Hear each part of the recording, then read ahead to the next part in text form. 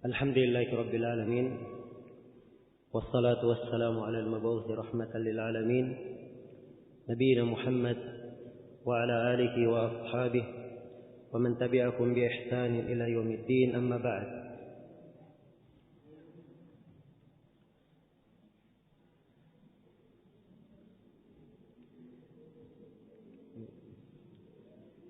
Kita masih mendahulukan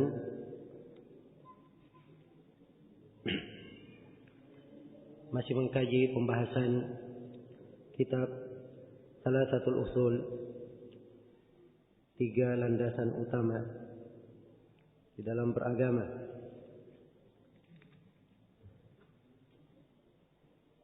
Dan kitab Thalathatul Usul ini sebagaimana telah dijelaskan didahului dengan 3 pendahuluan, 3 rasail, 3 risalah pendahuluan. Kita telah membaca 1 risalah pendahuluan tentang kewajiban untuk mempelajari 4 masalah. Di risalah yang kedua berkata penulis rahimahullahu ta'ala, "I'lam rahimakallah,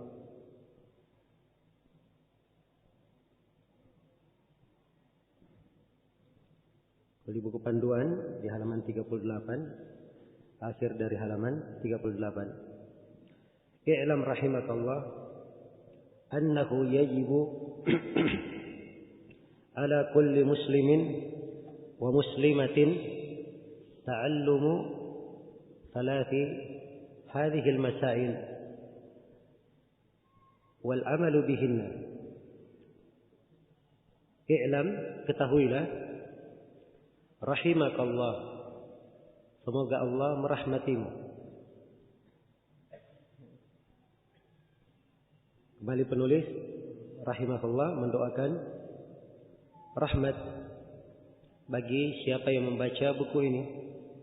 Semoga Allah selalu merahmatimu. Annahu yajibu ala kulli muslimin wa muslimah. Ya, ketahuilah, maksudnya ketahuilah dengan pengetahuan yang meyakinkan, annahu yajibu ala kulli muslimin wa muslimah, bahwa wajib atas setiap muslim dan muslimah. Kewajibannya bersifat wajib aini terhadap setiap muslim dan muslimah, laki-laki maupun perempuan dari muslim, ta'allum thalathi hadhihi al-masail, untuk mempelajari 3 masalah, wal 'amalu bihinna, dan mengamalkannya.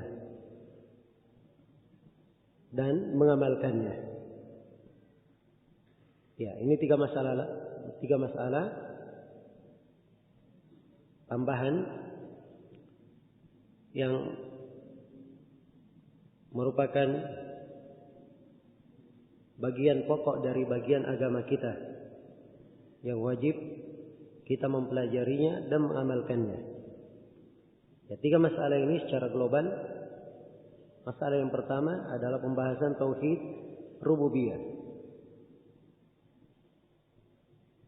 Masalah yang kedua adalah pembahasan tauhid uluhiyah.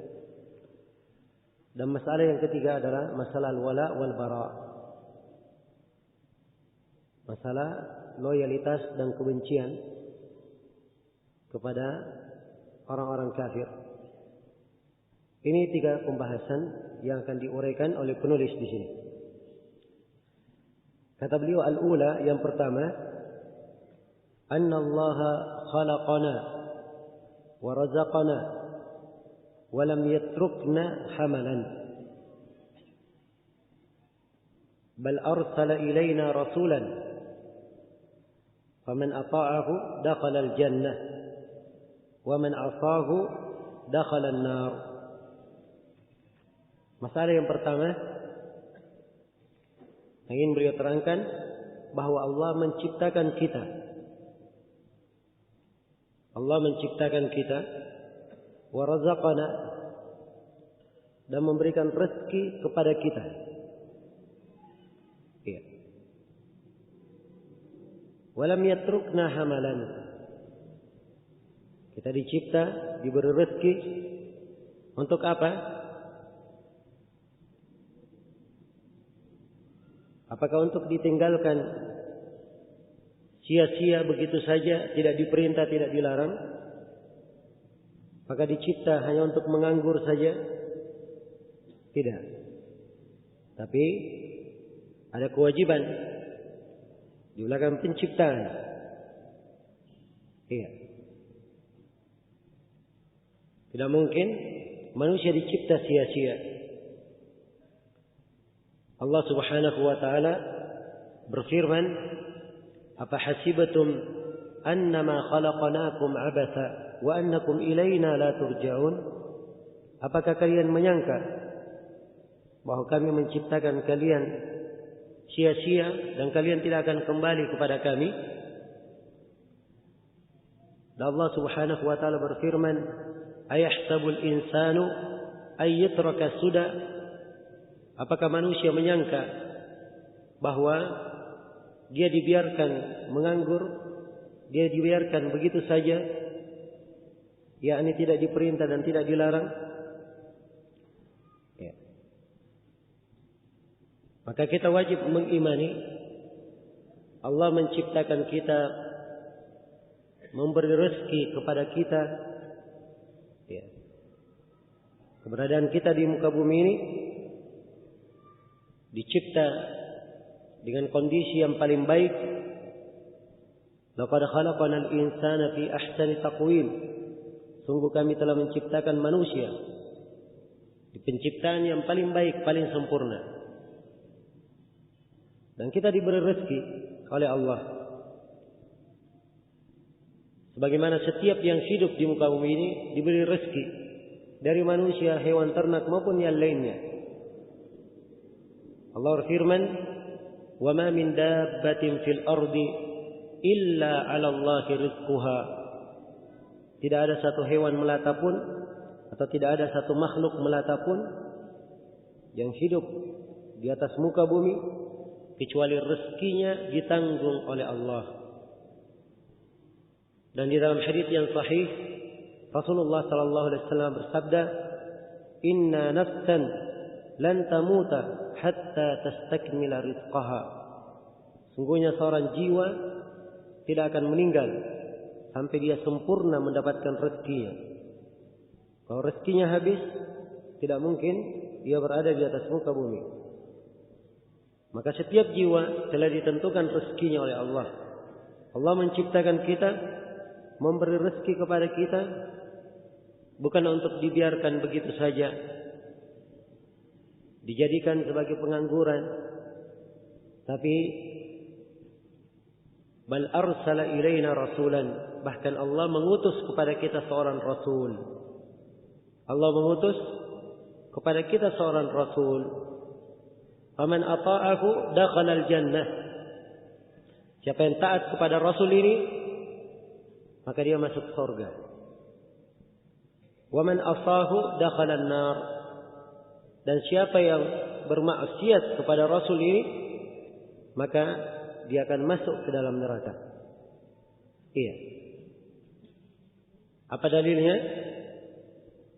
Kata beliau, "Wad dalilu qauluhu ta'ala", dalilnya adalah firman Allah Ta'ala, "Inna arsalna ilaikum rasulan syahidan 'alaikum kama arsalna ila fir'auna rasula fa'asa fir'aunur rasula fa'akhadnahu akhdan wabila."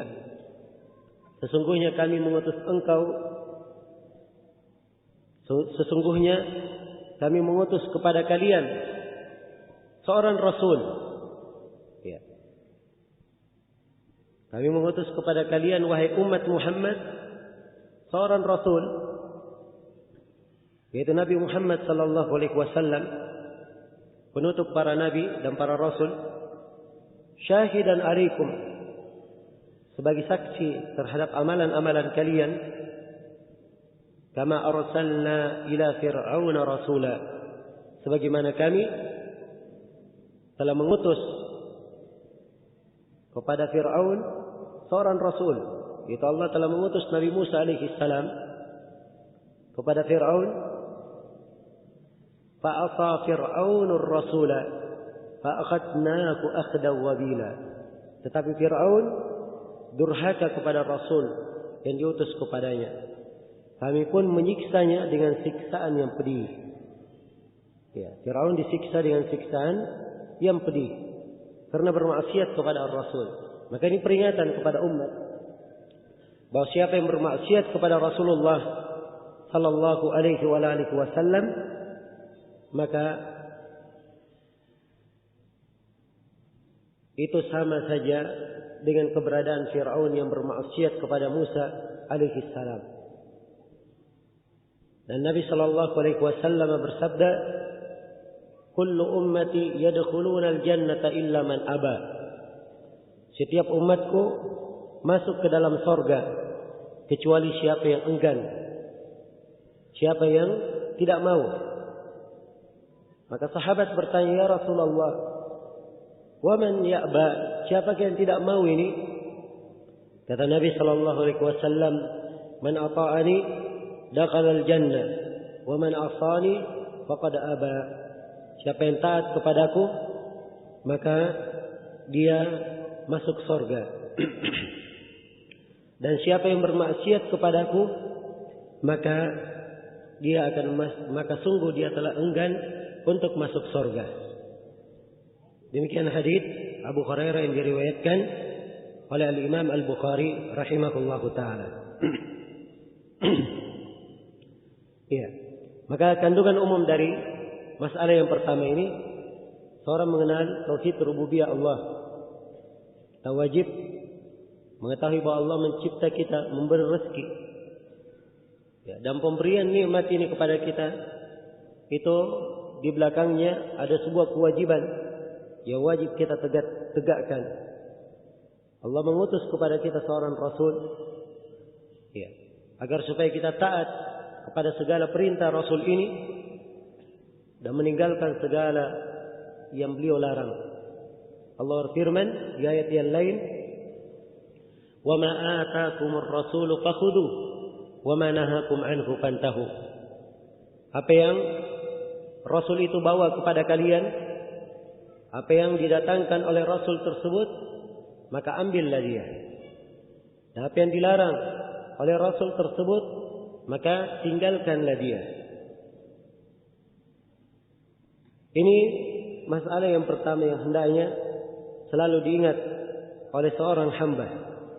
Ya, bahwa segala kebaikan adalah dalam mentaati Rasulullah sallallahu alaihi wasallam.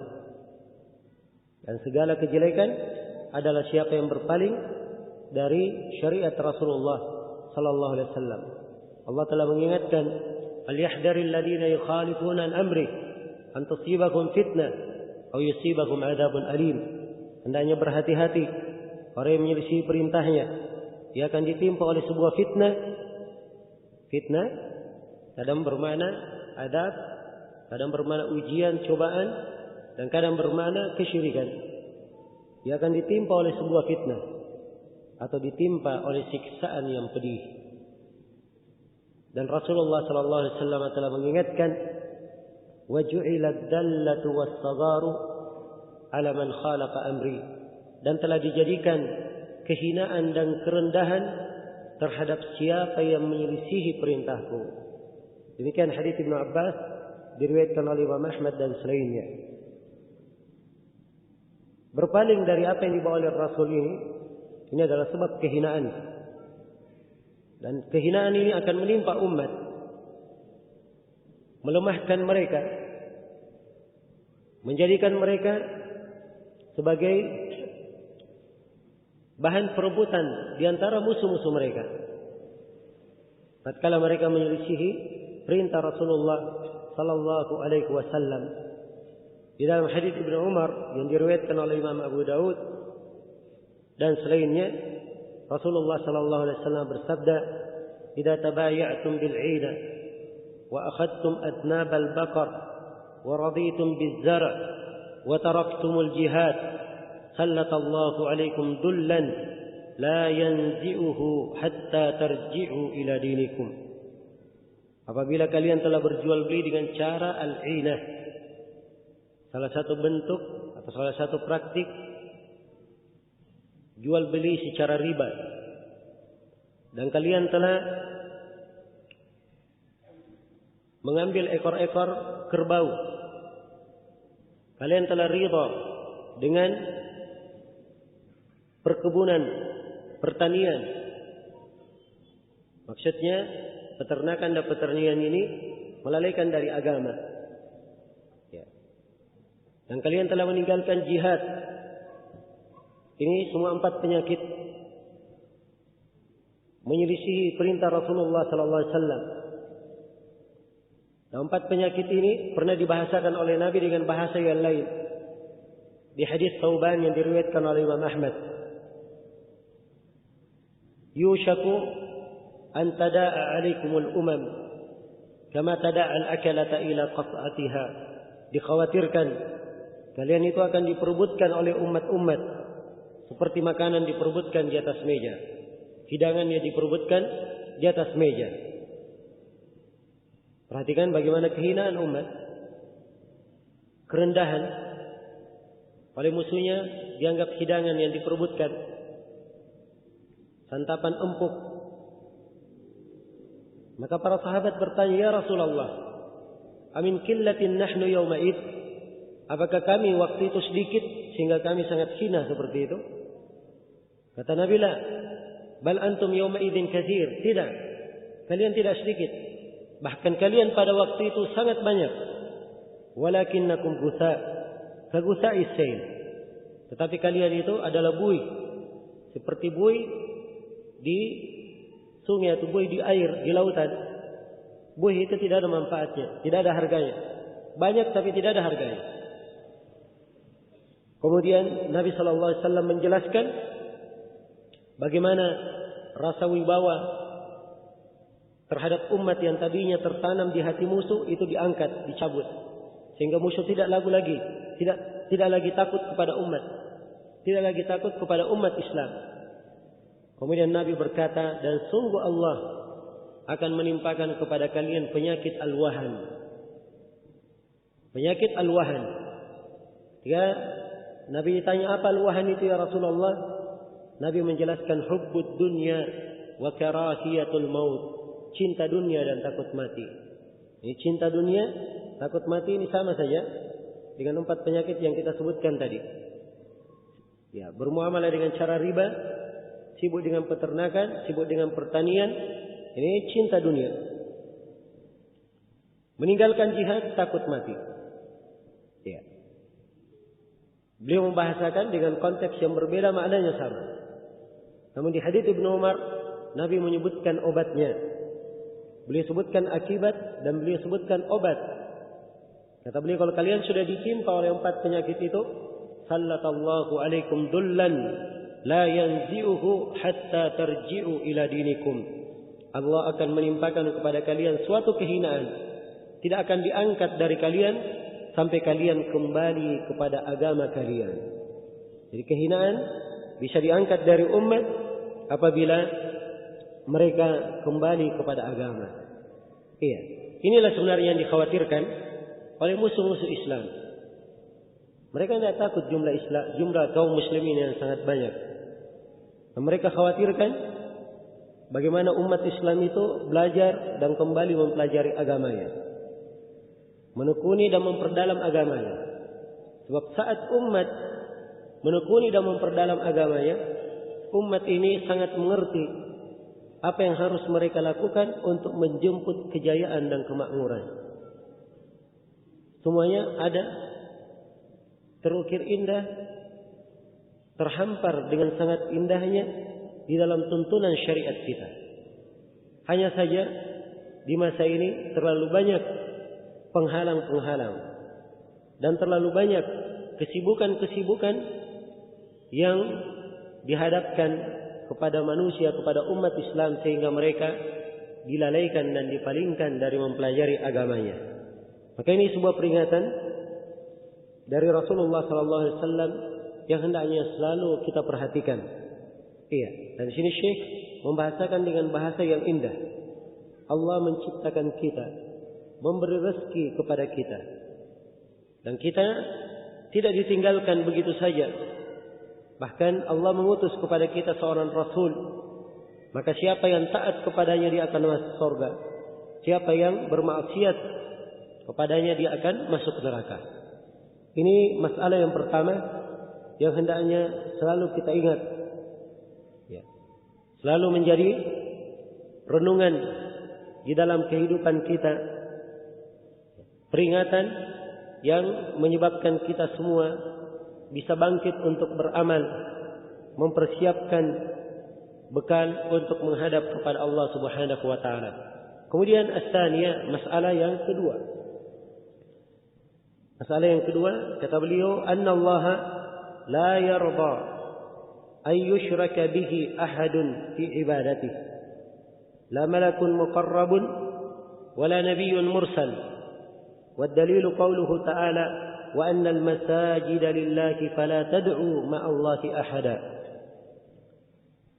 Masalah yang kedua, pembahasan yang kedua yang wajib kita pelajari dan wajib kita mengamalkannya, bahwa Allah tidak ridha.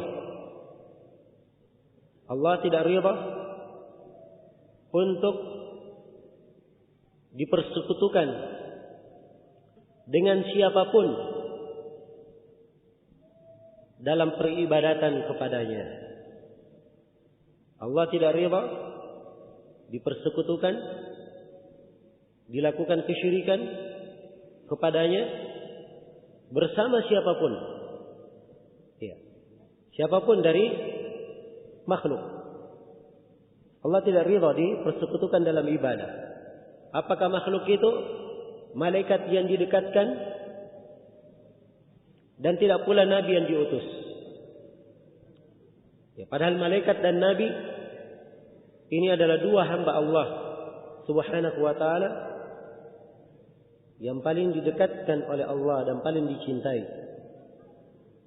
Dua makhluk yang paling mulia, malaikat dan nabi. Apakah itu malaikat yang didekatkan? Kedekatan malaikat dua jenis. Kedekatan dari sisi mereka dekat dari Allah.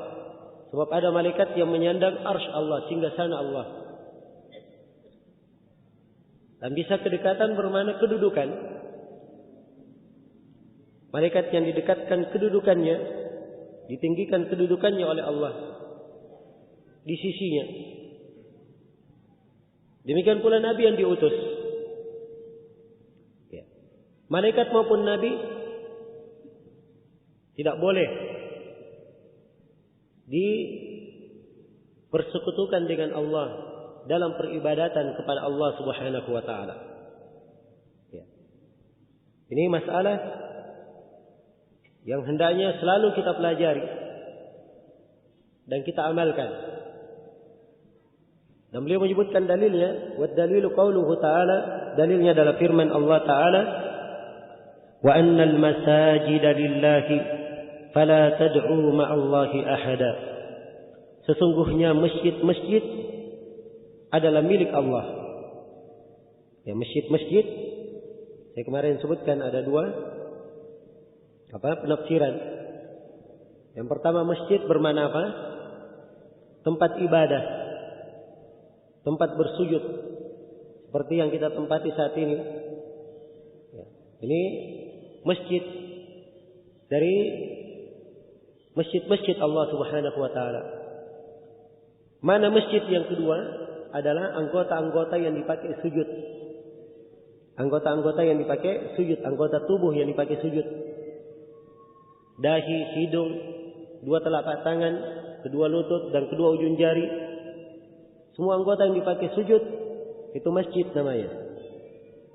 Maka Allah menegaskan sungguhnya masjid-masjid semuanya adalah milik Allah. Fala tad'u ma'allahi ahada. Maka janganlah kalian beribadah kepada siapapun bersama Allah Subhanahu wa taala. Kan tidak boleh mempersekutukan Allah di dalam ibadah. Ya. Dia beribadah kepada Allah misalnya bentuk dari kesyirikan, dia beribadah kepada Allah misalnya, tapi dia beribadah juga kepada malaikat. Dia beribadah juga kepada nabi. Ini namanya mempersekutukan Allah. Dia berdoa kepada Allah, meminta hajatnya kepada Allah, tapi ya, dia meminta hajat juga kepada nabi. Apakah itu ketika dia berada di negerinya, atau seperti yang dilakukan oleh sebagian umat Islam yang datang menunaikan ibadah haji, menunaikan ibadah umrah, ya, mereka mendatangi kuburan Nabi lalu meminta hajatnya kepada Rasulullah. Ini namanya perbuatan kesyirikan, ya, mempersekutukan Nabi dalam peribadatan kepada Allah. Ya. Maka seluruh ibadah hanya diserahkan kepada Allah Subhanahu wa taala. Fala tad'u ma'allahi ahada. Janganlah kalian beribadah kepada siapapun bersama Allah Subhanahu wa taala.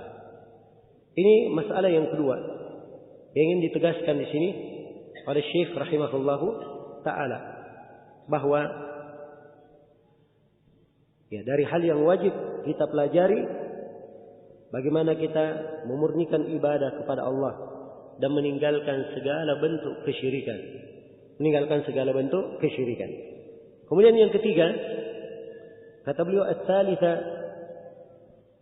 masalah yang ketiga, anna man ata'a ar-rasul wa wahhada Allah. Ya, jadi dua masalah pertama tadi, yang pertama dan kedua, ini adalah pendahuluan. Ya.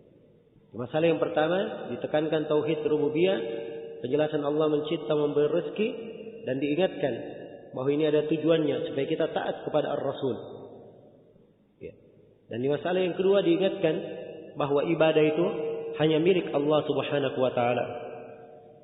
Tidak boleh diserahkan kepada siapapun bersama Allah Subhanahu wa taala.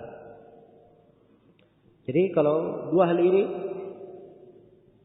dua masalah ini sudah kita pelajari, sudah kita ilmui, sudah kita yakini, maka sekarang Syekh menjelaskan masalah yang ketiga.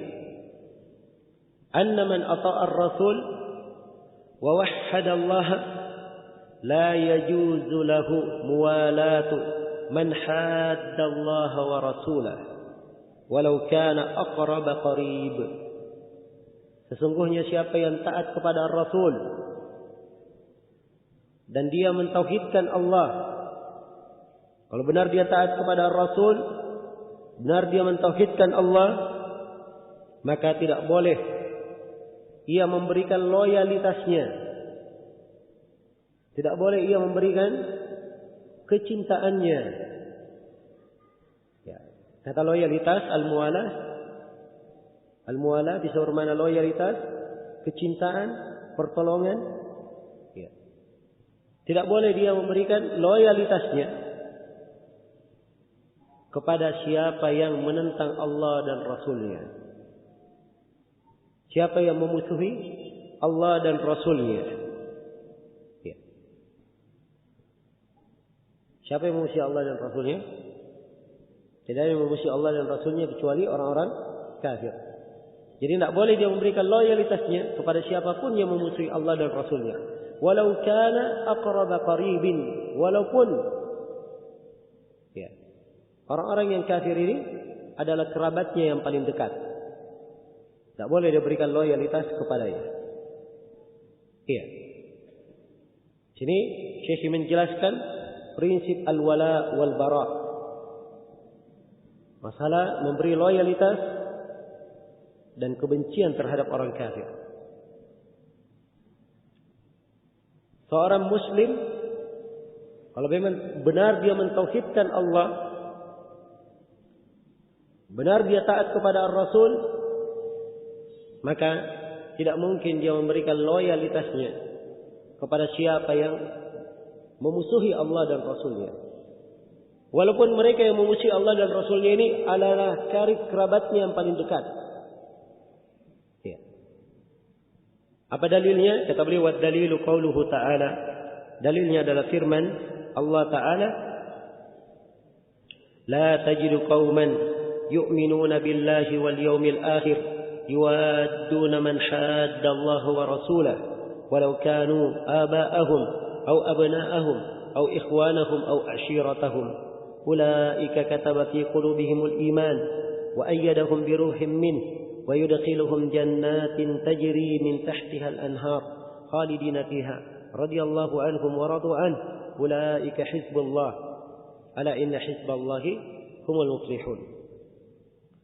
La tajidu qauman, engkau wahai Muhammad tidak akan mendapatkan qauman, ada suatu kelompok, satu kaum, yu'minuna billahi wal yawmil akhir, yang mereka ini mengatakan beriman kepada Allah dan kehidupan akhirat. Ya.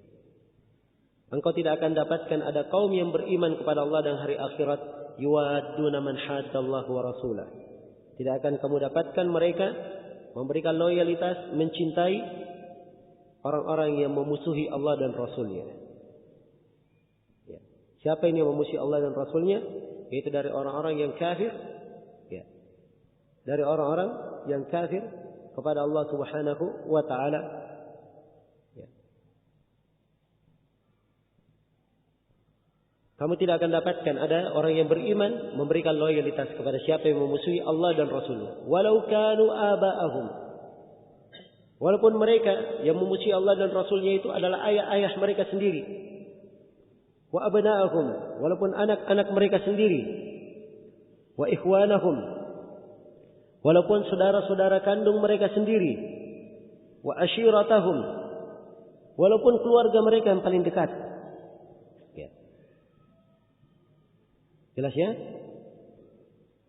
Jadi seorang mukmin yang benar dia beriman kepada Allah dan hari akhirat, dia tidak mungkin memberikan loyalitas kepada siapa yang memusuhi Allah dan Rasul-Nya. Ya. Dan keteguhan hati mereka untuk benci kepada siapa yang benci kepada Allah dan Rasulnya inilah yang menyebabkan Allah menuliskan ke hati mereka keimanan. Allah berfirman, "Ulaika kataba fi qulubihimul iman." Mereka inilah orang-orang yang Allah tulis keimanan di hati-hati mereka. Wa ayyadahum bi ruhim min. Ya. Allah tulis di hati mereka keimanan, yaitu ditetapkan keimanan di hati mereka. Ditanamkan keimanan di hati mereka, tidak akan bergetar, tidak akan goyah keimanan di hati mereka. Wa ayyadahum bi ruhim minh, dan dia akan dikuatkan oleh Allah dengan wahyunya, dengan petunjuknya, dengan kebaikan yang diberikan untuknya. Ya. Ini kata ruh. Kata ruh dibahasakan dalam ayat dengan pertolongan. Atau bahasa pertolongan dibahasakan dengan kata ruh. Menunjukkan bahwa siapa yang benar di dalam hal loyalitas kepada Allah dan Rasulnya, benar di dalam al-bara permusuhannya kepada orang kafir, maka Allah tetapkan di dalam hatinya keimanan, dan Allah Subhanahu wa ta'ala akan menguatkannya dengan pertolongan. Ya. Tidak sekadar itu saja. Ini dua kebaikan ya, dikuatkan keimanan dalam hatinya. Kebaikan yang kedua, ia dikuatkan dengan ruh dari sisi Allah, ya, dengan cahaya, dengan petunjuk, sehingga dia mendapatkan kebahagiaan hidup. Kemudian manfaat yang ketiga yang dia dapatkan, wa yudkhiluhum jannat tajri min tahtiha al-anhar khalidina fiha, dan dia dimasukkan ke dalam surga, mengalir di bawahnya sungai-sungai, mereka kekal di dalamnya. Ini kebaikan yang ketiga yang dia dapatkan. Kebaikan yang keempat, radhiyallahu anhum. Allah ridha kepada mereka. Ya. Kalau hamba sudah diridhai oleh Allah, ini luar biasa. Allah ridha kepada mereka. Dan keridhaan Allah itulah yang paling besar. Allah berfirman, "Wa ridwanun minallahi akbar." Dan keridhaan dari Allah itulah yang paling besar. Ini didapatkan oleh mukmin yang tidak memberikan loyalitasnya kepada orang kafir. Kemudian yang kelima dari manfaat mukmin yang tidak memberikan loyalitasnya kepada orang kafir, ya Allah firman, waradu anhum, dan mereka juga ridha kepada Allah. Ya, mereka ridha kepada Allah, yakni si hamba ridha kepada Allah Subhanahu wa taala, ia dimasukkan ke dalam surga pada hari kiamat. Dimasukkan ke dalam rumah yang penuh dengan keutamaan. Kemudian yang terakhir, ulaika hizbullah, ala inna hizballahi humul muflihun. Mereka inilah adalah hizbullah, golongan Allah. Golongan Allah. Ya, disebutkan golongan Allah. Ya, kelompok Allah ini pembahasaan menunjukkan dekatnya mereka dengan Allah. Dan Allah Subhanahu wa taala ya, menjamin keberadaan mereka. Allah menegaskan ala inna hizballahi humul muflihun. Ingatlah bahwa golongan Allah itulah orang-orang yang akan beruntung. Jadi ini 6 keutamaan disebutkan di dalam ayat bagi seorang mukmin yang beriman kepada Allah dan hari akhirat, yang tidak pernah memberikan loyalitasnya kepada orang yang memusuhi Allah dan Rasulnya. Walaupun yang memusuhi Allah dan Rasulnya itu adalah karib kerabatnya yang paling dekat. Apakah ayahnya, anaknya, istrinya, keluarganya. Tidak pernah ia berikan loyalitas kepada mereka. Ini dasar yang sangat agung, prinsip dan pondasi di dalam Islam yang ingin diterangkan di sini oleh Syekh rahimahullahu taala. Dan beliau pernah membahasakan kaidah ini di kesempatan lain. Beliau berkata, la yastaqimu lil insani islamun walau wahhada Allah wa taraka syirka illa bi adawatil musyrikin wat tasrihu lahu bil adawati wal baghdha. Kata beliau, tidak akan tegak keislaman seorang hamba walaupun dia mentauhidkan Allah, walaupun dia meninggalkan kesyirikan. Tidak akan tegak keislamannya kecuali kalau dia memusuhi kaum musyrikin, dan dia terang-terangan menyatakan permusuhan kepada mereka. Ini agama Nabi Ibrahim alaihi salam. Ya. Dengan Nabi Ibrahim alaihi salam berkata kepada ayahnya dan kepada kaumnya, innana bura'a'u minkum. Sungguhnya kami ini berlepas diri dari kalian. Kafarna bikum wa bima ta'buduna min dunillah. Kami kafir terhadap kalian dan apa yang kalian ibadahi selain daripada Allah. Ya. Maka harus ada penegasan, harus ada tasrih. Ya. Dan keimanan yang benar apabila telah kuat di dalam hati, maka ini memberikan pengaruh. Di antara pengaruhnya, ia akan kuat memberikan loyalitas kepada kaum mukminin. Ia cinta kepada kaum mukminin dan dia akan semakin berlepas diri dari orang-orang kafir. Kata Syekhul Islam Ibn Taimiyah rahimahullahu taala, "Idza qawiya ma fil qalbi min at-tasdiq wal ma'rifati wal mahabbati lillahi wa rasuli, aujaba bughdha a'da'illah." Apabila telah kuat di dalam hati pembenaran, pengetahuan dan kecintaan untuk Allah dan Rasulnya, maka kekuatan di dalam hati ini akan mewajibkan ia benci kepada musuh-musuh Allah. Mewajibkan dia benci kepada musuh Allah. Ya. Dan ini dari amalan hati. Karena itu kata Syekhul Islam, wal mawadda min a'malil qulub. Kecintaan itu dari amalan hati. Fa innal iman billahi yastalzim mawaddatahu wa mawaddata rasulih. Keimanan kalau memang benar berada dalam hati, maka itu mengharuskan memberikan konsekuensi dia cinta kepada Allah dan cinta kepada Rasulnya. Dan kecintaan kepada Allah dan kepada Rasulnya ini adalah bertentangan, berseberangan dengan kecintaan terhadap orang-orang yang memusuhi Allah dan Rasulnya. Maka tidak mungkin bertemu dua hal yang bertentangan di dalam hati seorang mukmin. Wa ma ja'alallahu lirajulin min qalbayni fi jawfi. Allah tidak menjadikan ada dua hati bagi seorang di dalam dirinya. Hanya ada satu, kecintaan kepada Allah dan Rasulnya, atau dia cinta kepada siapa yang membenci Allah dan Rasulnya. Kalau dia cinta kepada Allah dan Rasulnya, maka dia akan benci kepada siapa yang membenci Allah dan Rasulnya. Demikian pula sebaliknya, apabila dia memberikan loyalitas kepada siapa yang menentang Allah dan Rasulnya, memusuhi Allah dan Rasulnya, pasti akan sirna kecintaan kepada Allah dan Rasulnya di dalam hatinya. Iya. Kemudian di sini yang perlu saya ingatkan di dalam masalah pembahasan loyalitas, ya, pembahasan loyalitas terhadap orang kafir ini adalah hal yang sangat diharamkan di dalam syariat. Dan pemberian loyalitas kepada orang kafir di dalam agama kita diterangkan dua jenis. Ada dua jenis. Loyalitas kepada orang kafir ada dua jenis. Jenis yang pertama, loyalitas disebut dengan kata at-tawalli. Loyalitas sempurna. Dia cinta kepada kekafiran, cinta kepada kesyirikan, cinta kepada orang yang melakukannya, dan menolong orang-orang kafir untuk menundukkan kaum muslimin.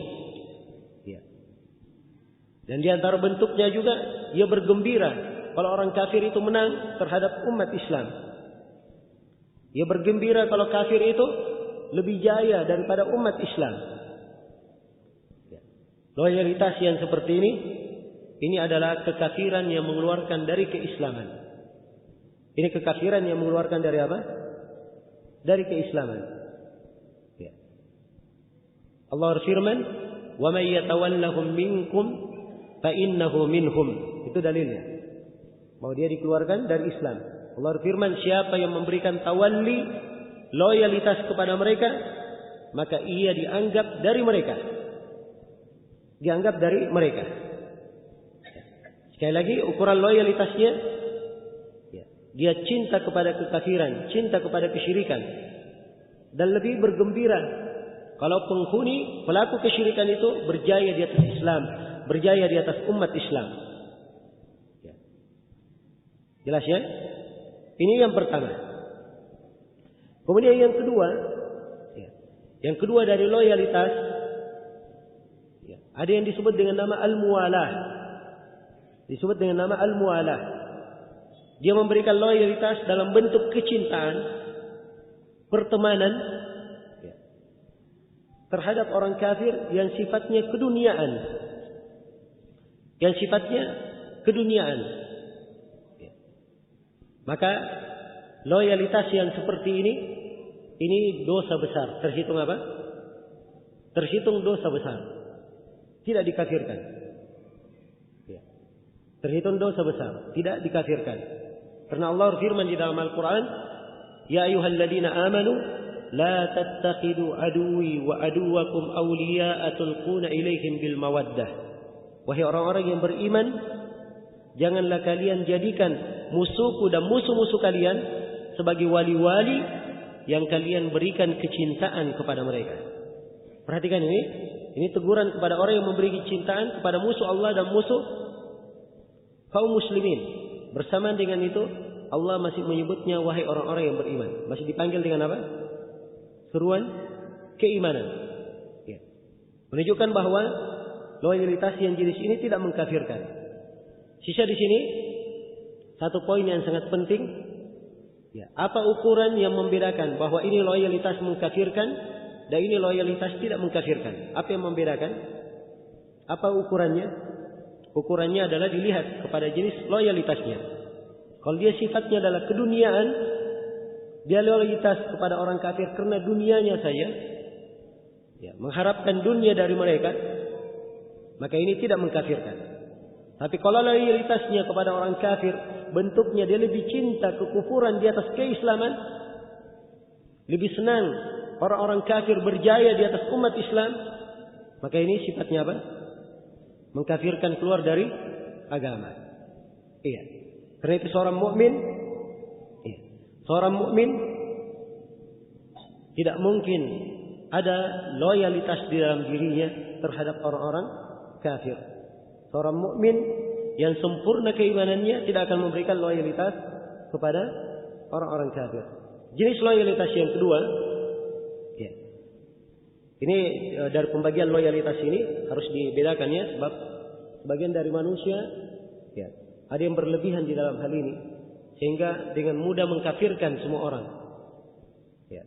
Kita menyaksikan ada sebagian dari orang-orang yang menjatuhkan vonis kafir terhadap setiap orang yang berinteraksi bermuamalah dengan orang kafir.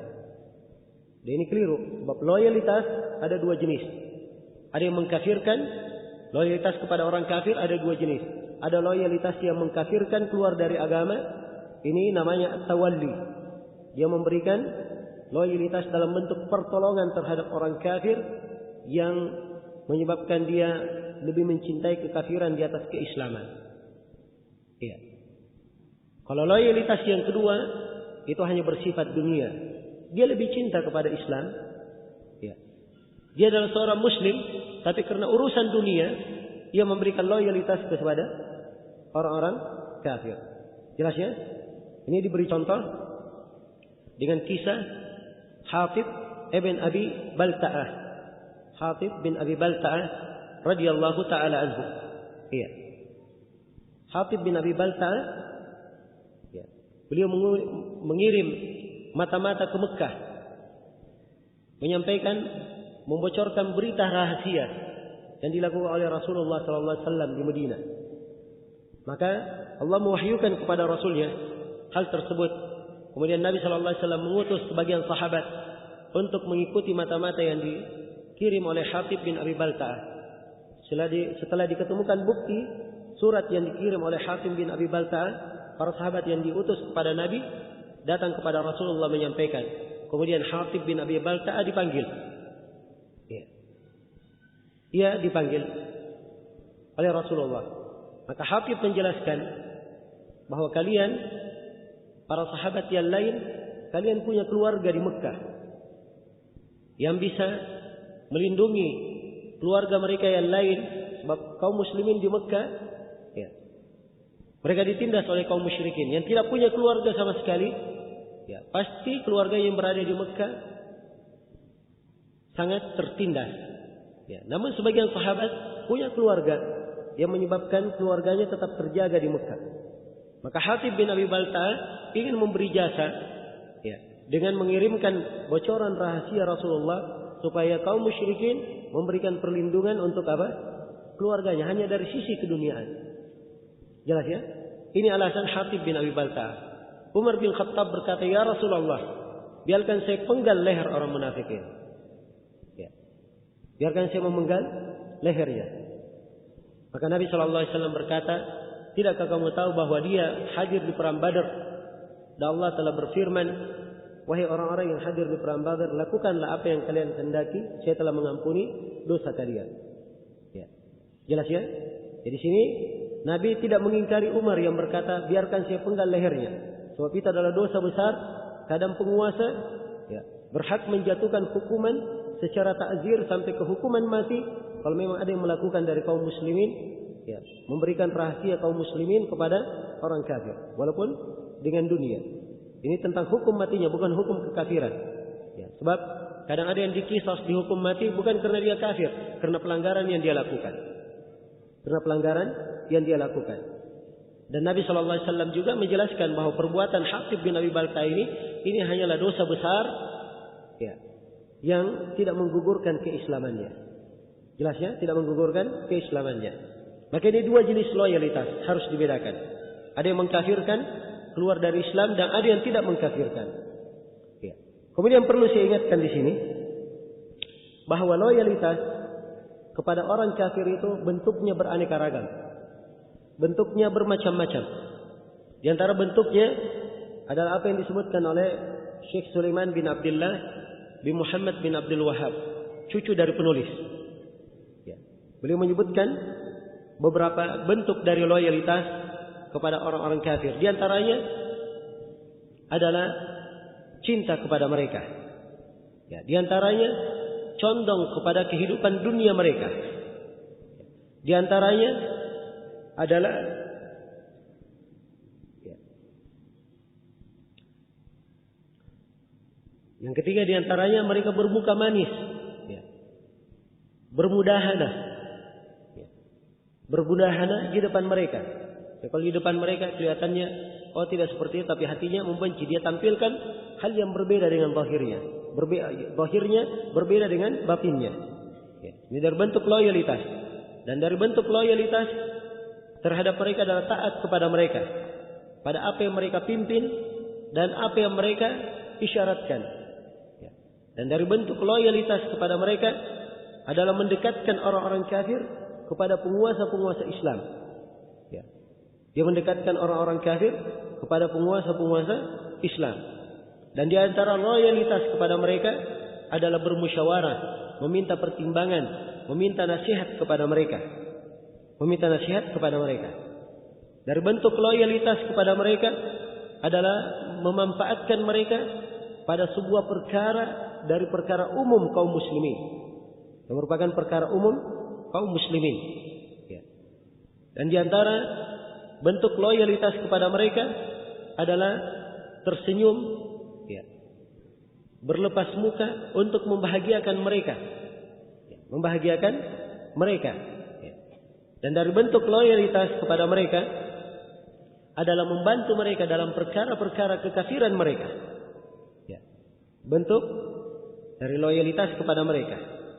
Demikian pula dari bentuk loyalitas kepada mereka adalah mengikuti hawa nafsu mereka. Ya, kalau si kafir ini ya, merayakan hari raya mereka, atau si kafir ini melaksanakan kegiatan kemaksiatan mereka, ya, ia membiarkannya, mengikutinya, maka ini bentuk dari loyalitas kepada mereka. Ya, demikian pula dari bentuk loyalitas kepada mereka adalah menamakan mereka dengan penamaan-penamaan yang dengan gelar-gelar yang mengangkat dan menyanjung mereka. Iya, dengan gelar-gelar yang mengangkat dan menyanjung mereka. Demikian pula dari loyalitas terhadap orang kafir, tinggal di negeri-negeri mereka. Tinggal di negeri-negeri mereka. Ini beberapa bentuk dari bentuk loyalitas kepada orang kafir. Tapi di sini ada poin pembahasan yang penting saya ingatkan. Iya. Dibedakan antara loyalitas dan berbuat baik. Dibedakan antara loyalitas dan apa? Berbuat baik. Loyalitas kepada orang kafir hukumnya haram. Sebagiannya mengkafirkan keluar dari Islam, sebagiannya dosa besar. Kalau berbuat baik kepada orang kafir, kafir yang tidak memusuhi umat Islam, boleh kita berbuat baik kepadanya. Jelas ya? Dia sebagai tetangga kita, kita boleh berbuat baik kepadanya. Ya.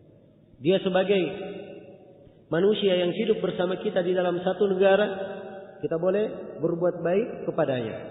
Jelas ya? Karena itu dalam Islam ada aturan bagaimana kaum muslimin itu bertetangga dengan Allah. Telah berfirman di dalam Al-Quran, La yanhaakumullahu anil ladina lam yuqatilukum fid dini wa lam yukhrijukum min diyarikum an tabarruhum wa tuqsitu ilaihim innallaha la yuhibbul muqsitin. Atau innallaha yuhibbul muqsitin. Allah tidak pernah melarang kalian. Ya. Tidak pernah melarang kalian dari orang-orang yang tidak memerangi kalian dalam agama. Kafir yang tidak memerangi kalian dalam agama, tidak mengeluarkan kalian dari negeri kalian, tidak mengusir kalian dari negeri kalian. Kafir yang seperti ini Allah tidak melarang kalian untuk berbuat baik kepada mereka dan berlaku adil kepada mereka. Ya. Umat Islam dituntut berbuat baik, berlaku adil terhadap tetangga. Kita diperintah memuliakan tetangga. Iya. Jelas ya? Ya, tetangga tidak boleh diganggu, membuat mereka tidak tenang. Ya. Kemudian kalau mereka misalnya lapar, kita memiliki kelebihan makanan, boleh diberi. Ini dari perbuatan baik. Ya. Dari perbuatan baik kepada orang kafir, dia adalah orang tua kita, misalnya datang berkunjung ke rumah, maka boleh diterima sebagai tamu. Ya. Dan itu bukan bentuk dari loyalitas. Sebab loyalitas artinya apa? Kecintaan. Dan seorang berbuat baik belum tentu dia cinta. Belum tentu dia apa? Dia cinta. Maka dibedakan antara dua hal ini. Ya. Dan inilah yang sering disalah maknakan oleh sebagian orang. Sebagian orang memaknakan berbuat baik itu bermakna boleh loyalitas kepada orang kafir, sehingga muncul ucapan-ucapan ya sama saja antara muslim dan kafir. Jelas ya? Semuanya adalah bersaudara, dengan kata semuanya adalah bersaudara. Dan ini keliru. Umat Islam tidak pernah diajarkan berlaku zalim. Tidak pernah diajarkan berlaku tidak adil. Terhadap orang kafir pun di pengadilan andai kata si muslim yang keliru, maka muslim yang dikelirukan, bukan si kafir. Ya. Keadilan ditegakkan. Jelas ya? Keadilan ditegakkan. Ya. Maka dibedakan antara loyalitas dan berbuat baik. Dan ini dari fikih di dalam pembahasan yang banyak dari umat Islam tidak bisa membedakannya. Tidak bisa membedakannya. Maka loyalitas di dalamnya ada bentuk dari kecintaan. Bentuk dari kecintaan. Adapun perbuatan baik, dia adalah melaksanakan apa yang diperintah oleh Allah Subhanahu wa taala.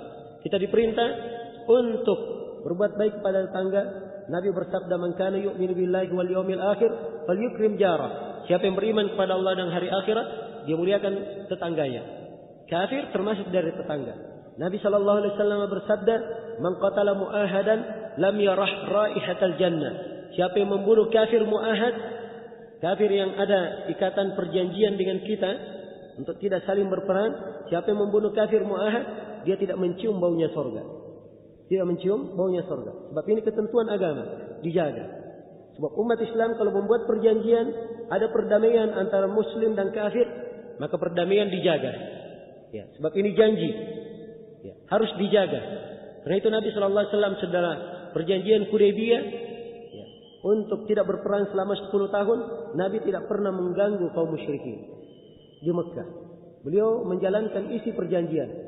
Tapi kaum musyrikin di Mekah yang dahulu membatalkan perjanjian. Karena mereka membatalkan perjanjian, maka umat Islam membalas membatalkan perjanjian. Bukan mereka yang bermula membatalkan perjanjian tersebut. Maka ini dari fikih di dalam masalah al-wala wal bara, loyalitas kepada kaum mukminin dan kebencian kepada orang kafir harus ditempatkan pada tempatnya masing-masing. Harus didudukkan sesuai dengan ketentuan yang telah diterangkan di dalam syariat kita. Kemudian satu lagi yang perlu saya ingatkan di sini, bahwa menyerupai orang kafir di dalam zahir, ini akan mewariskan kecintaan dan kesenangan kepada mereka di dalam batin. Ya. Karena itu seorang mukmin dia tidak bertasyabbuh dengan orang-orang kafir. Tidak bertasyabbuh dengan apa? Orang-orang kafir. Ya. Kebiasaan dan budaya tasyabbuh ini sudah mulai menjelajahi banyak dari umat Islam. Ya. Subhanallah, yang menjadi kiblat mereka bukan lagi Ka'bah.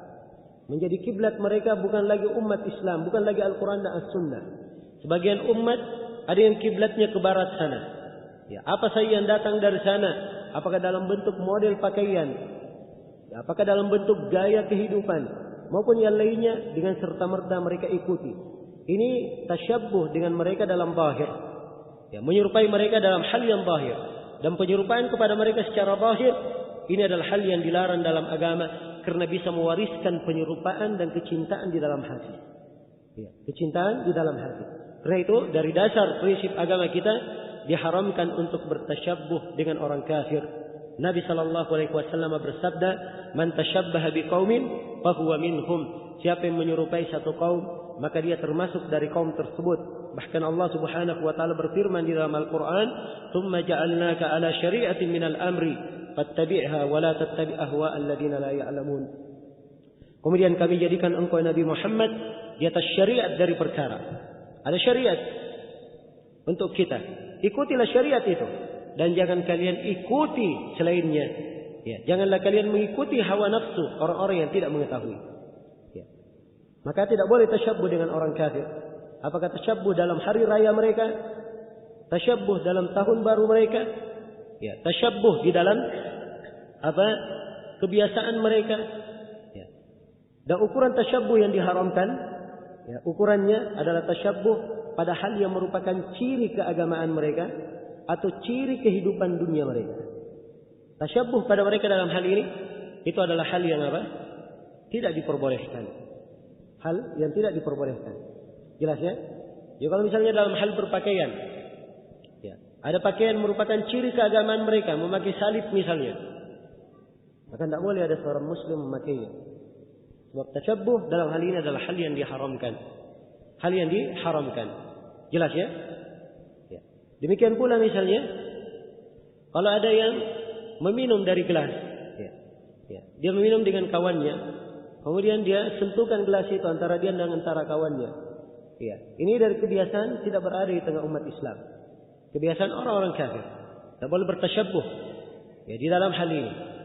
Adapun misalnya sebagian kebiasaan mungkin tadinya di tengah orang kafir, tapi setelah itu tersebar di kalangan kaum muslimin, ya, maka hal yang seperti ini sudah hilang makna ada keserupaan sebab sudah berlaku di tengah manusia. Sebagai contoh misalnya memakai jas, ya. Memakai jas kadang mungkin dahulu dilakukan oleh hanya merupakan ciri orang kafir, tapi saat ini memakai jas adalah hal yang sudah dipakai di berbagai negara Islam. Maka keserupaan antara muslim dan kafir dalam hal ini tidak ada. Jelasnya sudah hilang makna tasyabbuh di dalamnya. Ya, sudah hilang makna tasyabbuh di dalamnya. Karena jas itu bukan ciri agama mereka dan tidak ada dari dalil syariat kita yang melarangnya. Ya, setelah tersebarnya di tengah kaum muslimin. Maka ini dari fikih di dalam masalah tasyabbuh yang sebenarnya pembahasan tasyabbuh ini ada rincian-rincian dan ketentuan-ketentuan yang saya kira tidak cukup waktu untuk menjelaskan saat ini dan bukan juga di pembahasannya. Mudah-mudahan di waktu yang lain insyaallah taala kita terangkan.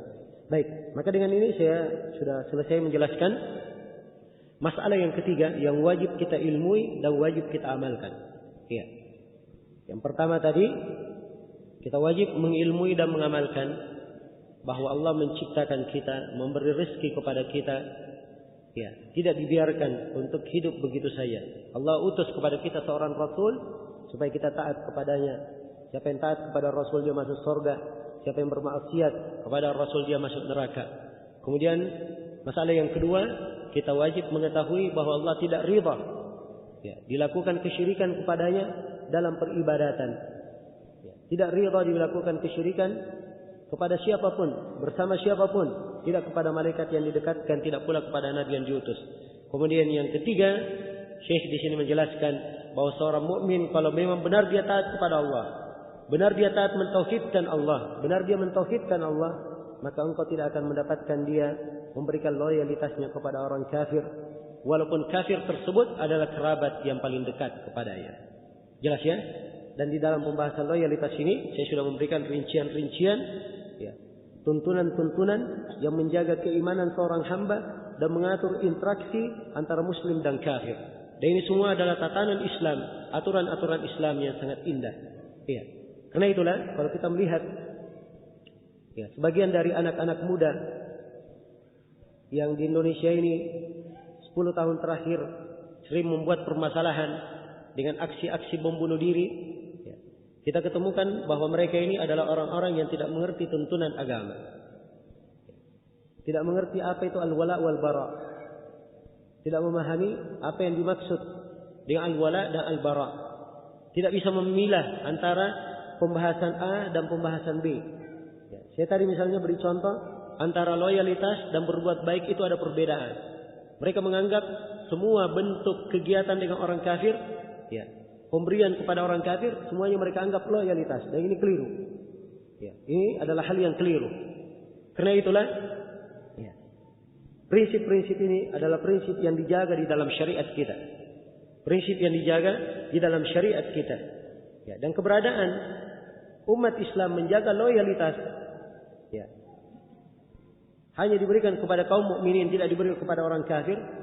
Itu tidak mengakibatkan mereka keluar dari batasan dan apa yang dituntunkan dalam agama. Karena agama kita menuntunkan bahwa kafir itu ada 4 jenis. Kafir ada 4 jenis. Ya. Ada 3 kafir tidak boleh dibunuhi. Darahnya terjaga. Dan ada 1 kafir ini yang halal darahnya. Dan darahnya halal itu pun melalui syariat jihad. Melalui syariat jihad. Jadi kafir terbagi 4. Ada namanya kafir dhimmi. Yang pertama. Yang kedua ada namanya kafir musta'min atau musta'man. Yang ketiga ada namanya kafir mu'ahad. Dan yang keempat namanya kafir harbi. Ya.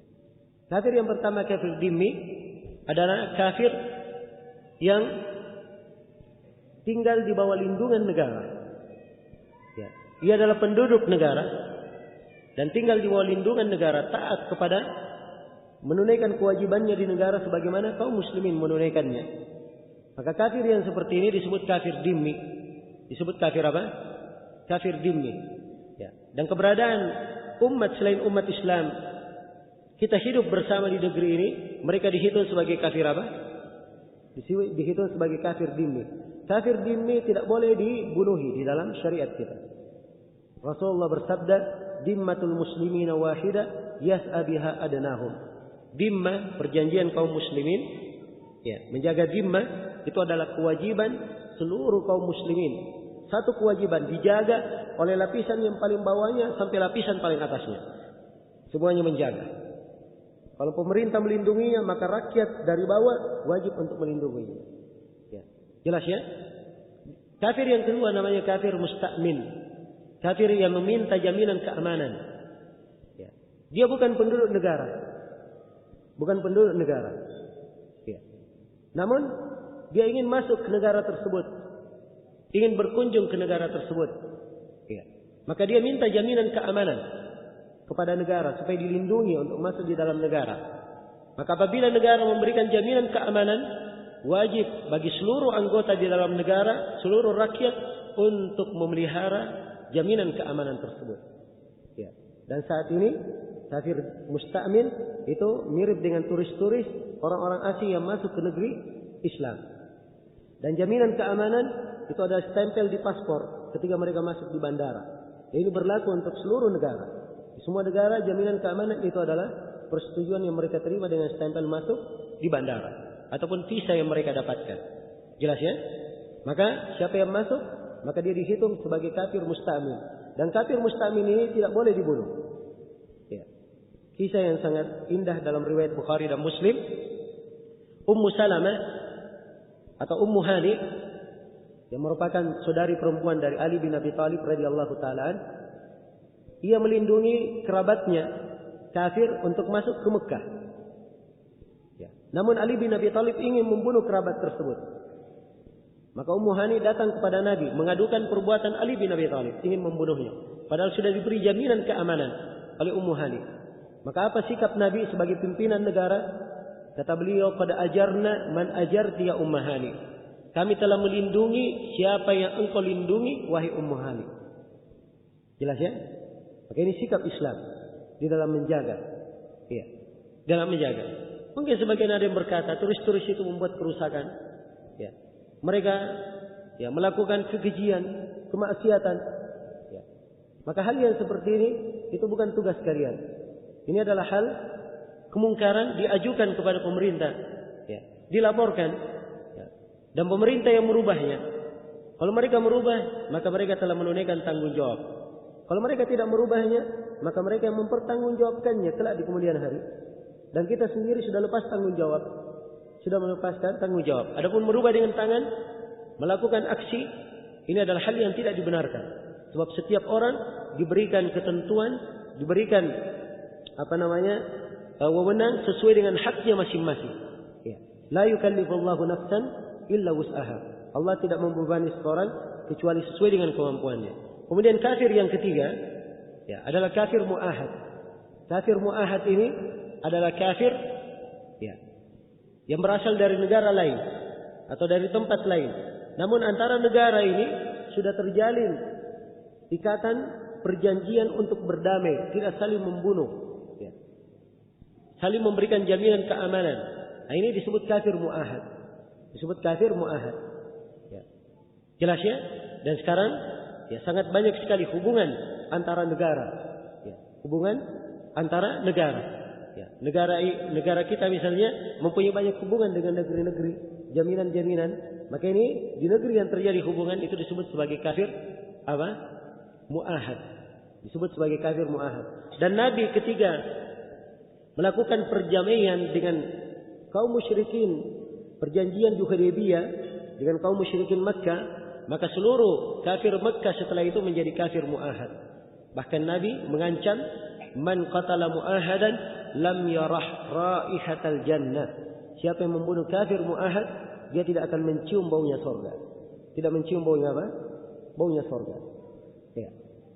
Ini 3 jenis kafir. Selain daripada ini, itu disebut sebagai kafir apa? Kafir harbi.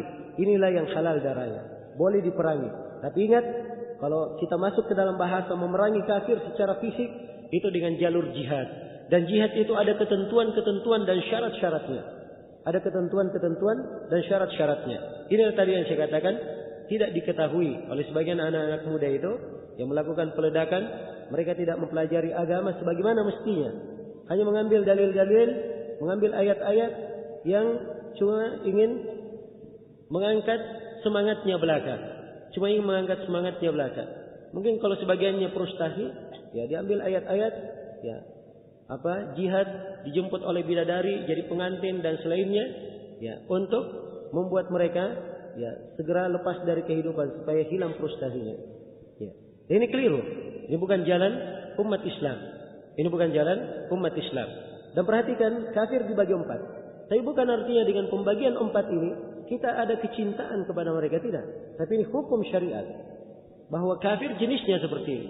Hukum yang ditetapkan, apabila kita menjaga hukum ini, berarti kita menjaga ketentuan di dalam agama kita.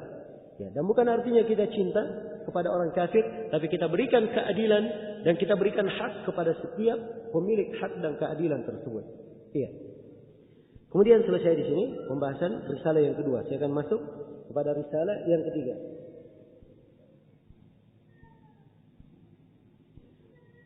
Risalah yang ketiga, Syekh rahimahullahu taala berkata, "I'lam arsyadakallahu li ta'atihi anna al-hanifiyata millata Ibrahim an ta'budallaha mukhlishan lahud-din wa bidzalika amara Allah jami'an nasi wa khalaqahum laha kama qala ta'ala wa ma khalaqatul jinna wal ins illa liya'budun." Wa ma'na ya'buduni yuwahhiduni وأعظم ما أمر الله به التوحيد وهو إفراد الله بالعبادة وأعظم ما نهى عنه الشرك وهو دعوة غيره معه والدليل قوله تعالى واعبدوا الله ولا تشركوا به شيئا. Baik, ini risalah yang ketiga. Ya. Tulisan yang ketiga sebagai pendahuluan di buku 3 landasan utamanya. Kata Syekh rahimahullah, i'lam,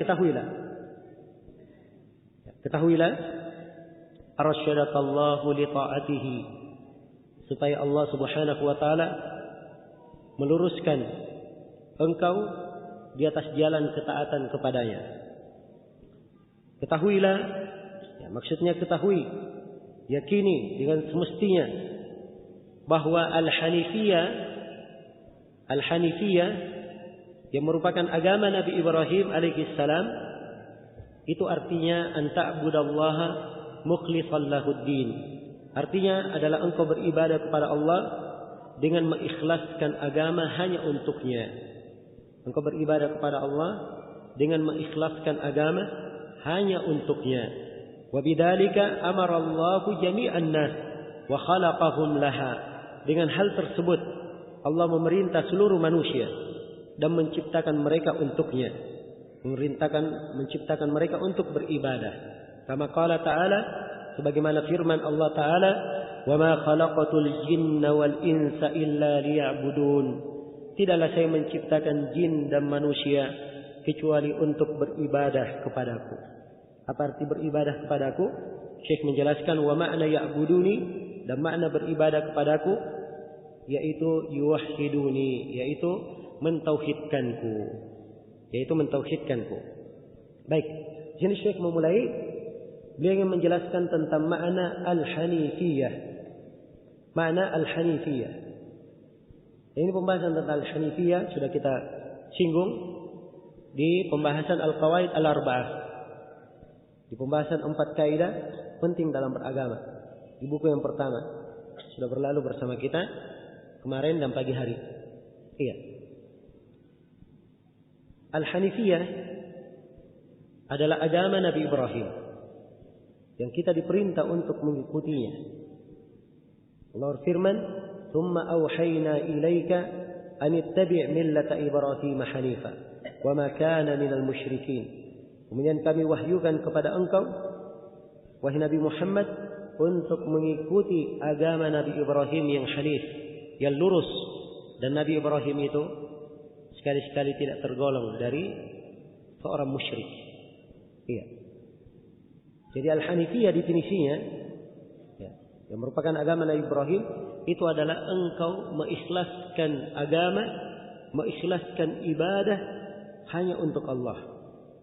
Ibadah apapun yang kamu lakukan, ibadah apapun yang engkau kerjakan, maka ibadah itu hanyalah untuk Allah. Hanyalah untuk Allah. Siapa yang melakukan hal ini, dia beribadah hanya kepada Allah, maka dia adalah seorang muslim yang hanif, yang sudah mengikuti agama Nabi Ibrahim yang hanifiyah. Jelas ya? Dan kata al-hanif itu dari kata al-hanaf yang bermakna al-mail, sesuatu yang miring, ya. Sebab dia miring kepada tauhid, yaitu condong kepada tauhid, meninggalkan kesyirikan. Meninggalkan kesyirikan. Karena itu dikatakan al-hanifiyah. Dikatakan al-hanifiyah. Ya. Dan al-hanifiyah ini seluruh maknanya yang terkandung di dalam Al-Quran penggunaan kata hanif, yaitu seorang memurnikan ibadah kepada Allah Subhanahu wa taala dan berpaling dari segala sesuatu yang selain Allah Subhanahu wa taala. Dia hanya murni beribadah kepada Allah Subhanahu wa taala. Iya. Jadi al-hanifiyah an ta'budallaha mukhlishan lahud-din. Engkau beribadah kepada Allah mengikhlaskan agama hanya untuknya. Dan ini sebagaimana firman Allah Subhanahu wa taala, "Wa ma umiru illa liya'budullaha mukhlishina lahud-din." Ya. Tidaklah mereka diperintah. Tidaklah mereka diperintah. Ya. Itu seluruh manusia. Tidaklah mereka diperintah kecuali untuk beribadah kepada Allah. Mukhlishina lahud-din, dengan mengikhlaskan agama hanya untuknya. Hunafa, sebagai orang-orang yang apa? Yang hanifi. Orang yang mengikuti agama hanifiyah, yaitu dia condong kepada tauhid, dia meninggalkan kesyirikan. Jadi ini perintah Allah. Ya, mengikhlaskan ibadah hanya untuknya. Daima firman Allah Subhanahu wa taala, "Qul inni umirtu an a'budallaha mukhlishan lahud-din." Katakan wahai Nabi Muhammad, sesungguhnya saya diperintah untuk beribadah kepada Allah dengan mengikhlaskan agama hanya untuknya. Mana al-hanifiyah ini pula, itu yang terkandung di dalam firman Allah Subhanahu wa taala, "Qul inna salati wa nusuki wa mahyaya wa mamati lillahi rabbil alamin la syarika lahu wa bidzalika umirtu wa ana awwalul muslimin." Katakanlah sesungguhnya salatku, wa nusuki dan sembelihanku. Ya, bisa juga diartikan dan ibadahku, hidupku dan matiku semuanya hanya untuk Allah, Rabbul Alamin, Rabb semesta alam. La syarika lahu, tidak ada syirikat baginya. Wa bidzalika umirtu, demikianlah saya diperintah. Ya, beliau diperintah demikian, beliau diperintah juga untuk menyampaikannya kepada manusia. Karena itu beliau berkata, wa ana awwalul muslimin, dan saya adalah orang yang paling pertama berserah diri. Jadi mana al-hanifiyah? Mengikhlaskan ibadah hanya untuk Allah. Ya, dan dengan al-hanifiyah ini pula Allah memerintah seluruh manusia dan menciptakan mereka untuk ibadah ini, untuk al-hanifiyah ini. Sebagaimana firman Allah Subhanahu wa taala, "Wa ma khalaqatul jinna wal ins illa liya'budun." Tidaklah saya menciptakan jin dan manusia kecuali untuk beribadah kepadaku. Ya, kata beribadah di dalam ayat itu ditafsirkan di sini oleh penulis bermakna yuwahhiduni, yaitu supaya kalian mentauhidkanku. Dan ini datang dari Ibnu Abbas radhiyallahu taala anhu, beliau menafsirkan bahwa setiap kata ya'budun, kata ibadah dalam Al-Qur'an itu bermakna tauhid, bermakna tauhid. Iya. Baik. Jadi ini makna al-hanifiyah. Ya. Mengikhlaskan ibadah hanya untuk Allah. Hanya beribadah kepada Allah Subhanahu wa taala. Ini adalah agama Nabi Ibrahim yang kita diperintah mengikutinya. Bahkan dia adalah agama seluruh para nabi dan para rasul. Ya. Dia adalah agama seluruh para nabi dan para rasul. Karena tidak seorang nabi pun yang diutus kecuali untuk menanamkan al-hanifiyah ini.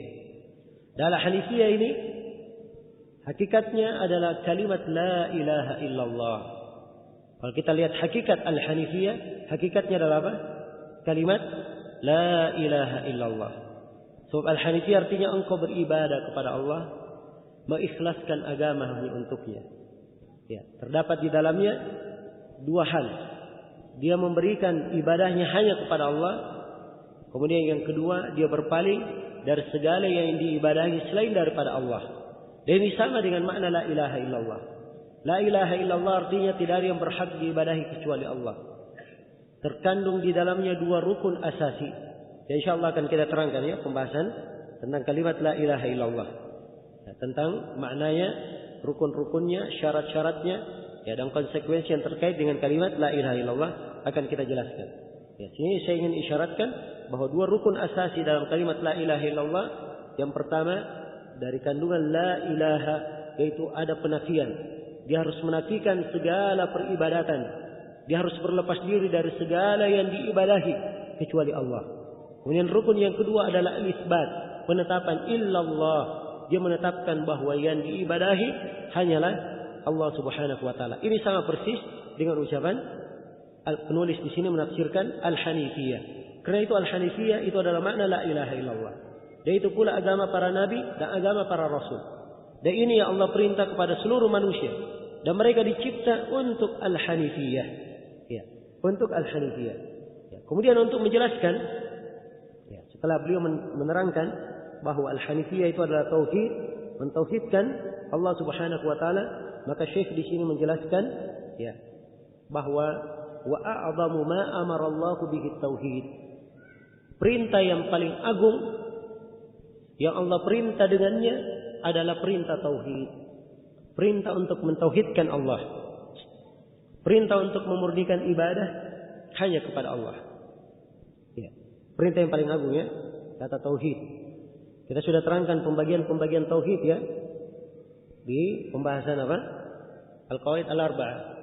Kita sebutkan tauhid ada berapa? Hah? Ada 3. Ya, tauhid ada 3. Yang pertama tauhid apa? Rububiyah. Yang kedua tauhid uluhiyah. Yang ketiga tauhid asma wa sifat. Ini sudah kita jelaskan. Dan di sini Syekh ketika menjelaskan tauhid, beliau tafsirkan dengan ucapan beliau wa huwa ifradullahi bil ibadah, yaitu mengesahkan Allah di dalam ibadah. Ini mana tauhid apa ini? Mengesahkan Allah dalam ibadah. Mana tauhid rububiyah atau uluhiyah atau asma wa sifat? Mana tauhid uluhiyah? Jadi beliau membahasakan tauhid hanya tauhid uluhiyah. Kenapa? Sebab sudah berlalu bersama kita tauhid rububiyah itu tidak ada permasalahan di kalangan manusia, semuanya mengakui. Ya, kaum musyrikin di masa Nabi pun mengakui. Karena itu beliau mengingatkan tauhid apa?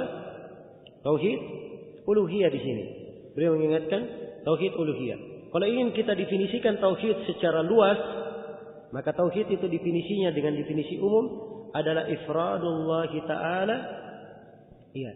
Ifradullah ta'ala fima kana min khasaisihi. Ya. Mengesahkan Allah Subhanahu wa taala pada segala sesuatu yang merupakan kekhususan Allah Subhanahu wa taala. Yang merupakan hak khusus Allah Subhanahu wa taala. Allah yang berhak mencipta, memberi rezeki, menghidupkan, mematikan. Ini kekhususan Allah, tauhid rububiyah. Kita esahkan Allah dalam kekhususan ini. Allah yang bersendirian dalam diibadahi, maka kita esahkan Allah di dalam kekhususan ini. Dan Allah Subhanahu wa taala memiliki nama-nama dan sifat, maka kita esahkan Allah Subhanahu wa taala dalam kekhususan ini yang merupakan kekhususan Allah. Ini yang disebut dengan nama apa? Dengan nama tauhid secara umum. Tapi Syekh di sini ingin menggambarkan dan menjelaskan bahwa tauhid adalah perintah yang paling agung di dalam Al-Qur'an. Perintah yang paling agung di dalam Al-Qur'an. Iya. Saya sudah menjelaskannya beberapa sudut dari keagungannya. Di antara sudutnya, seluruh para nabi dan para rasul diutus untuk menyampaikan tauhid ini. Dan di antara keagungannya, perintah yang paling pertama di dalam Al-Quran adalah perintah tauhid. Dan larangan yang paling pertama di dalam Al-Quran adalah larangan berbuat kesyirikan. Ya. Silahkan baca Al-Quranul Karim, buka dari Al-Fatihah, maka kita akan menemukan perintah yang paling pertama adalah di surah Al-Baqarah di awal-awal surah. Ya. Ya ayuhan nasu ubudu rabbakumul ladzi khalaqakum walladzina min qablikum. Wahai sekalian manusia, beribadalah kalian kepada Rabb kalian yang menciptakan kalian dan orang-orang sebelum kalian. Ini perintah apa? Perintah yang paling pertama. Dan larangan yang paling pertama, fala taj'alu lillahi andadan wa antum ta'lamun. Jangan kalian menjadikan untuk Allah tandingan-tandingan sedangkan kalian mengetahuinya.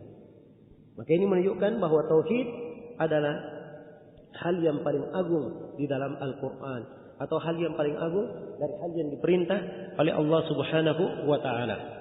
Ya. Bahkan pentingnya tauhid ini, ya. Pentingnya tauhid ini, Ibnul Qayyim rahimahullahu taala menjelaskan bahwa seluruh Al-Qur'anul Karim semuanya adalah mengandung tauhid. Mengandung apa? Mengandung tauhid. Ya. Ibnul Qayyim menyebutkan, ya. Kata beliau, kaidah umum dalam hal ini, setiap ayat dalam Al-Quran pasti terkandung di dalamnya tauhid. Mempersaksikan tentang tauhid, menyeru kepada tauhid. Kenapa? Beliau terangkan. Karena Al-Quran, apakah dia berita tentang Allah, tentang nama-namanya, tentang sifat-sifatnya, dan tentang perbuatannya. Ya. Ini tauhid apa ini? Hah? Tauhid rububiyah sekaligus tauhid asma wa sifat. Ya, dan tauhid rububiyah sekaligus tauhid asma wa sifat ini kadang dibahasakan dengan bahasa tauhid al-ilmi al-khabari. Ya, jelas ya?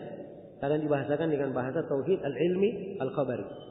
Ya, dan saya tidak ingin meluas di sini, ini pembahasan dasar. Ya, tauhid itu kalau ingin dirinci biasanya dibagi 3, ada pembagian 2. Ya. Pembagian 2 beraneka ragam bentuk pembagiannya, bisa dibagi tauhid ilmi al-khabari, ya, dan bisa dibagi tauhid al-iradi at-talabi. Ya. Jelas ya? Nah, ada namanya tauhid bitta'ah dan ada namanya tauhid istiadah.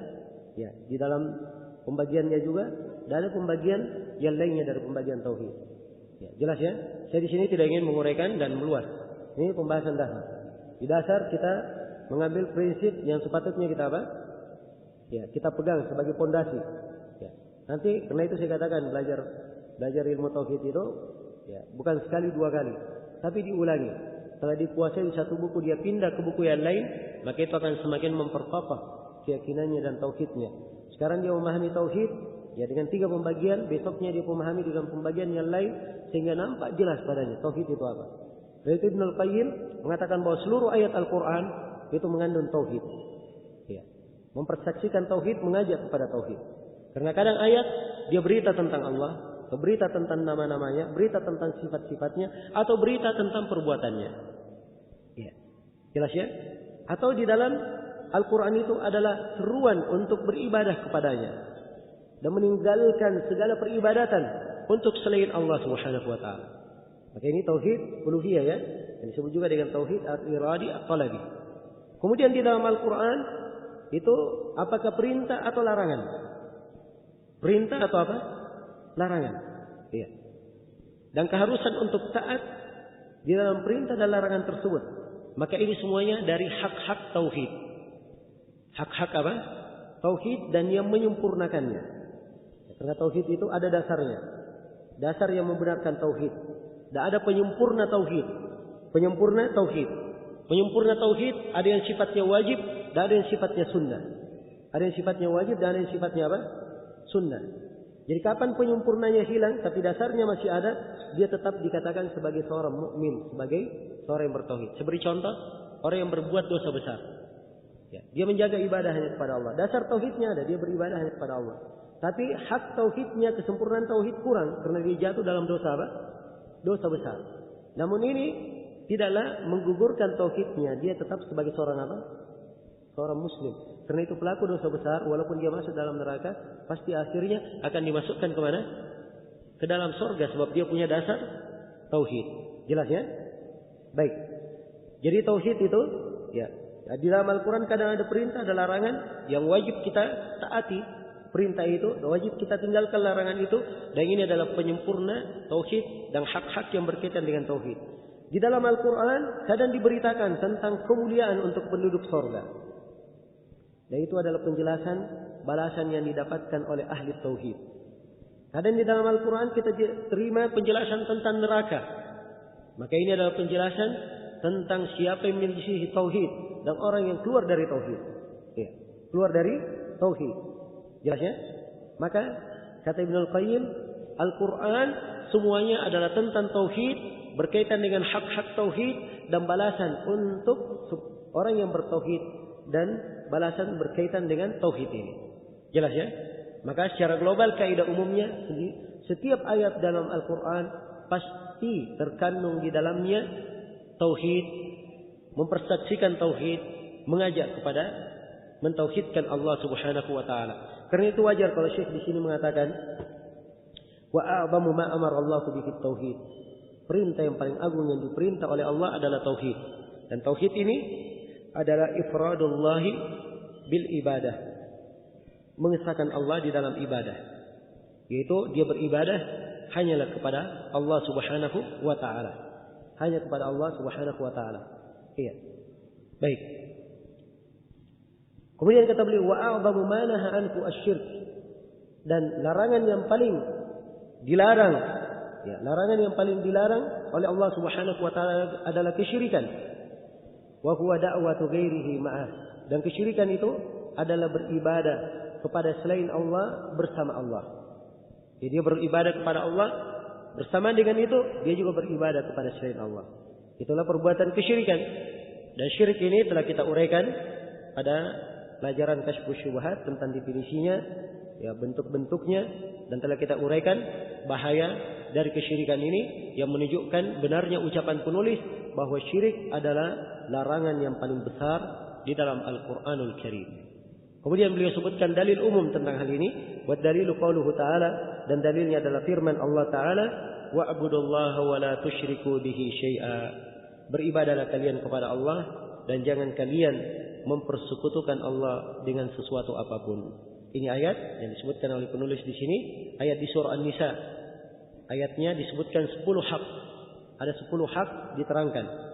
Ya. Ini hak yang pertama. Ada hak setelah itu diterangkan terkait dengan orang tua, kerabat, anak yatim, orang miskin, tetangga, dan seterusnya. 10 hak diterangkan di dalam ayat. Hak yang paling pertama adalah wa'budullaha, beribadahlah kalian kepada Allah, wala tusyriku bihi syai'a, dan jangan kalian mempersekutukan Allah dengan sesuatu apapun. Baik, selesai sudah pembahasan risalah yang ketiga yang menjelaskan tentang makna al-hanifiyah. Dan 3 risalah ini pendahuluan untuk masuk kepada 3 landasan utama. Untuk masuk kepada 3 landasan utama. Dan 3 landasan utama ini yang merupakan inti pembahasan di dalam buku ini. Supaya kita pandai dan kita mempunyai bekal untuk menjawab pertanyaan malaikat di alam kubur, bisa menjawab pertanyaan malaikat di alam kubur, agar supaya makna-makna dari 3 landasan utama ini mewarnai kehidupan kita dan membahagiakan kita kelak di kemudian hari tatkala kita menghadap pada Allah Subhanahu wa taala. Baik, waktu sudah selesai untuk session ini. Insyaallah taala kita akan lanjutkan setelah salat maghrib. Ya, setelah salat maghrib insyaallah akan langsung dilanjutkan untuk session berikutnya. Dan saya lupa ya, harusnya ada tanya jawab sedikit tadi. Cuma terlanjur kita asyik dalam materi. Ya, insyaallah kalau ada pertanyaan nanti di session setelah salat Isya insyaallah. Ya, untuk sementara saya cukupkan sampai sini. Subhanakallahumma bihamdik, asyhadu an la ilaha illa anta, astaghfiruka wa atubu ilaik. Walhamdulillahirabbil alamin. Wassalamualaikum warahmatullahi wabarakatuh.